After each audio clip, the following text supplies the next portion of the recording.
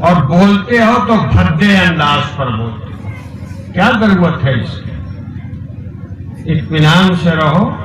جو کام کرو سوچ سمجھ کے کیا کرو، چاہے معمولی سا کام ہو، لیکن سوچ سمجھ کے ٹھکانے سے احتیاط کے ساتھ فیصلہ کرو.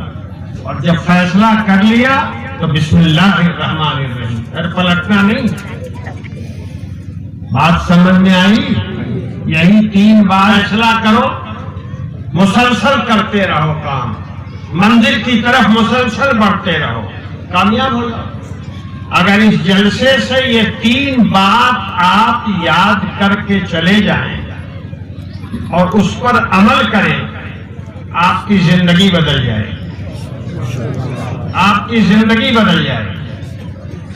دیکھیے ابھی مولانا نے بہت تفصیل کے ساتھ رحمانی تھٹی کی بات کہی. میں نے کبھی کوئی بیان پڑھا ہے میرا رحمانی تھٹی کے بارے میں؟ ایک حرف کہیں نہیں دیکھا ہوگا.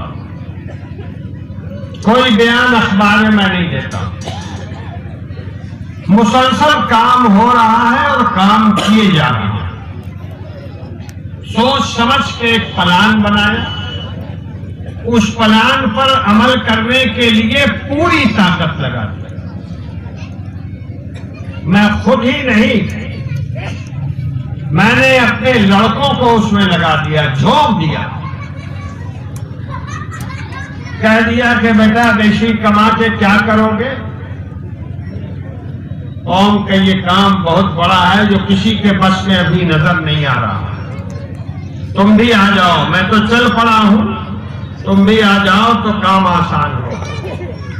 اور مستقل محنت ہو رہی ہے، مستقل کوشش ہو رہی ہے. کامیابی کی چابی یہی ملتی.